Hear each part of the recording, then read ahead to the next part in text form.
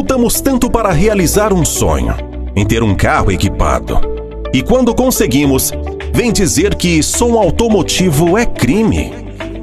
Nunca vi um caso na TV mostrando que 4 alto-falantes assaltaram uma loja e depois atiraram nas vítimas que reagiram. Crime é bandido assaltar, matar, ir para a delegacia, pagar fiança e continuar solto. Crime é desviar verba de merenda escolar e da saúde. Falar que manobras radicais com carros e motos ou carro baixo é crime? Me mostre uma perseguição de um carro rebaixado dando fuga da rota. Crime é pagar IPVA de acordo com o valor do carro e não pelo peso dele. Para onde vão esses valores? Porque para a melhoria do asfalto não vai. Porque tem buraco até em lombada. Se ter um som no porta-malas é crime, o que eu sou então? Um cúmplice ou chefe de organização criminosa? O que é uma carretinha de som automotivo?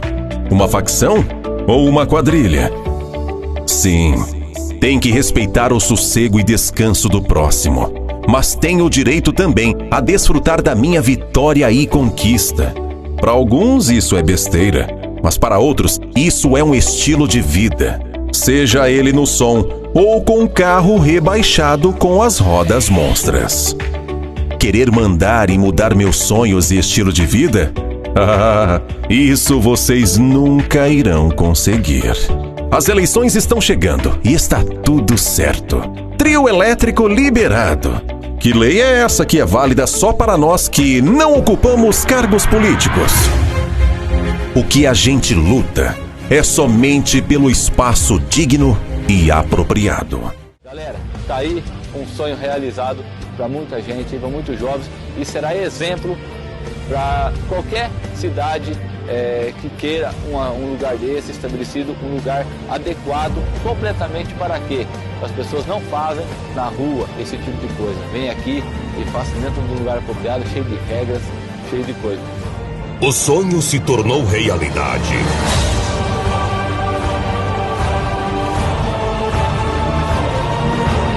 Nunca desista do seu sonho. Persista, que irá vencer.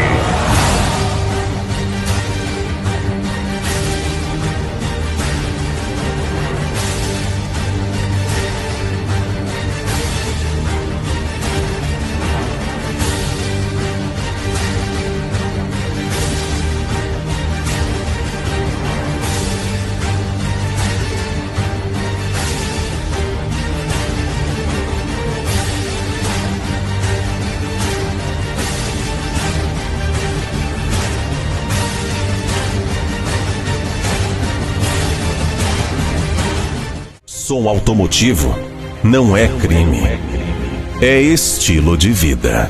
Apoio Família Treme Treme, IRR Promoções, Rogério Ror.